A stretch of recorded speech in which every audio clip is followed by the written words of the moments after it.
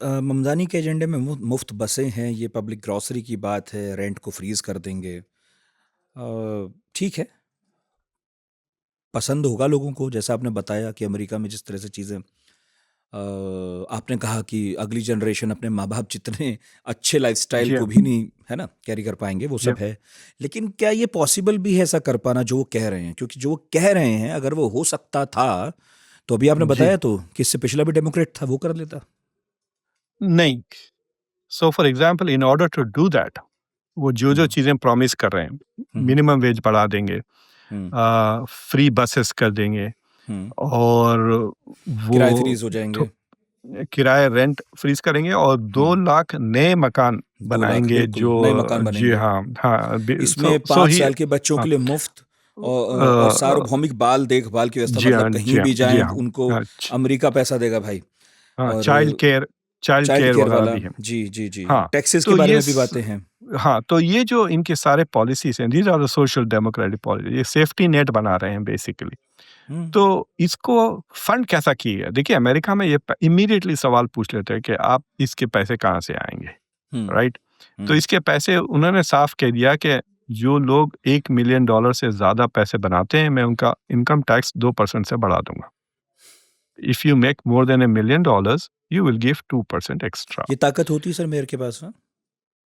No, he will have to get it passed through the assembly वगैरह किसी, but he can raise it in other ways. Okay. मतलब tax कई तरह से आप कर सकते हैं ना, एक्सपेंडिचर टैक्स, ये टैक्स, वो टैक्स, कहीं से भी वो हम्म। कर सकते हैं। और corporate tax which he can do, वो 4% से बढ़ा रहे हैं, 7.5% से साढ़े अब वो कह ग्यारह रहे हैं परसेंट अभी 7.25% है, तो 11.5% अ, करना चाह रहे हैं। हाँ, 11.5। तो अब लोग कह रहे हैं कि सारे पैसे वाले लोग छोड़ के भाग जी। जाएँगे। नहीं, बाजू का जो स्टेट है न्यू जर्सी, वहाँ पे कॉर्पोरेट टैक्स 11.5% है। It's one of the most richest and most industrial state in America, new Jersey. Indians को समझना चाहिए, लाभार्थी प्रोग्राम्स है जो ये ऑफर कर रहे हैं कि बसेस फ्री रहेंगे, he will provide child care, minimum wage बढ़ा देंगे, अपार्टमेंट्स का रेंट, ये नई चीज़ें नहीं है, they are rent control apartments, लेकिन कंट्रोल नहीं हो रहा है। He is going to make sure कि दे आर रेंट कंट्रोल, और 2 लाख नए अपार्टमेंट्स वगैरह बनाएँगे लोगों के लिए affordable. He want to make New York affordable. और जो पब्लिक ग्रोसरीज़ जो बना रहे हैं, उसका मकसद, देखिए, जो न्यूयॉर्क का शहर का बजट है, $115 बिलियन का बजट है। अभी पाकिस्तान के बजट पे काफ़ी हम्म, इंडिया में डिस्कशन हम्म। हुआ। इंडिया पाकिस्तान का टोटल बजट $62 बिलियन का है, पूरे मुल्क का।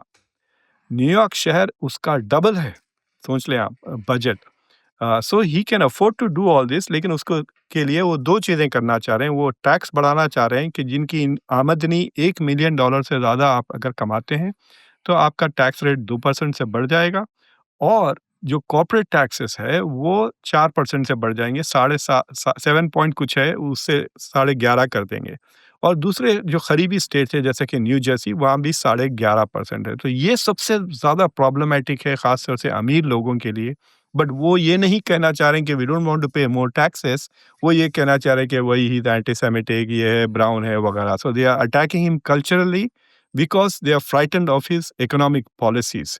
तो मुझे लगता है कि he has answered most of the questions, और जो सर्विसेज वगैरह वो ऑफर कर रहे हैं, वो ऑलरेडी होना चाहिए था in a city like New York. They can okay. Afford to do it, hmm. And they should do it.